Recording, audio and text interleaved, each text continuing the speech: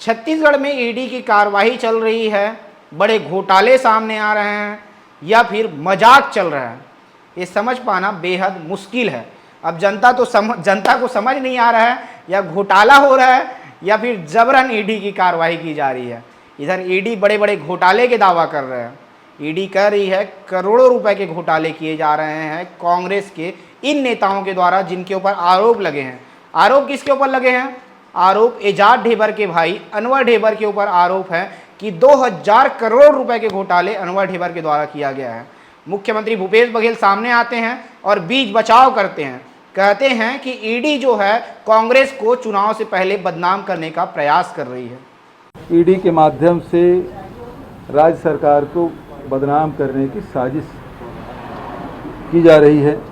मैं पहले भी बताया था, अब ईडी स्थायी रूप से ईडी आईटी के लोग स्थायी रूप से रहेंगे और जैसे जैसे चुनाव होगा ये लोग नए नए षड्यंत्र करेंगे।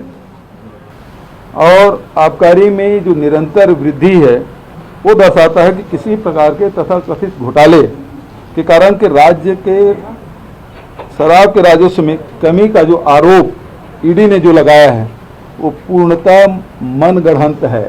छत्तीसगढ़ की जनता अब समझ नहीं पा रही है कि ईडी जो कह रही है वो बात सही है या फिर छत्तीसगढ़ के मुखिया जो कह रहे हैं वो बात सही है।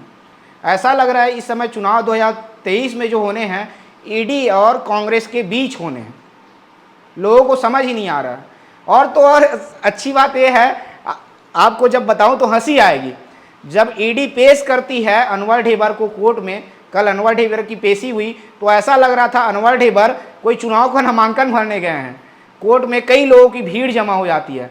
तस्वीर में आपको भीड़ दिखाई पड़ रही होगी, कई लोग जमा हो जाते हैं, ऐसा लगता है नामांकन भरने गया हो।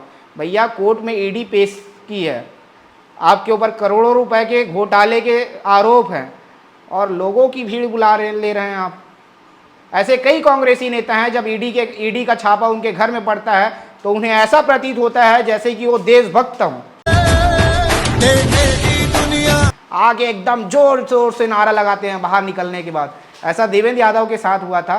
देवेंद्र यादव के घर में ईडी का छापा पड़ा था कुछ दिन पहले, जब उनके ऊपर आरोप लगे थे। सुबह से छापा जारी था, शाम को वो घर से बाहर निकले, लोगों की भीड़ इकट्ठा हो गई थी घर के बाहर, और जब घर के बाहर आते हैं तो नारा लगाते हुए दिखते हैं। ऐसा लगता है कि कोई देशभक्ति का बड़ा काम कर दिए हों। तो ईडी कार्रवाई कर रही है, ईडी घोटाले का आरोप लगा रही है। बड़े बड़े छत्तीसगढ़ में घोटाले हो रहे हैं। कोयला घोटाले में भी कई लोगों का नाम आया है। अभी ईडी ने 2 दिन पहले प्रेस रिलीज जारी कर बताया कि 51 करोड़ 40 लाख रुपए जब्त किए गए हैं। देवेंद्र यादव, चंद्रदेव राय, इन सब विधायकों का नाम आया है और भी कई नाम हैं जो उस प्रेस रिलीज में बताया गया है। तो ईडी कार्रवाई भी कर रही है और ईडी घोटाले का आरोप भी लगा रही है।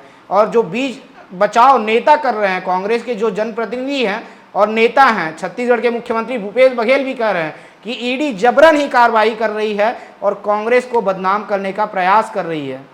तो समझ नहीं आ रहा है कि ईडी की कार्रवाई हो रही है या फिर छत्तीसगढ़ में मजाक चल रहा है। आप समझिए और कमेंट बॉक्स में बताइए कि ये मजाक है कि कार्रवाई है।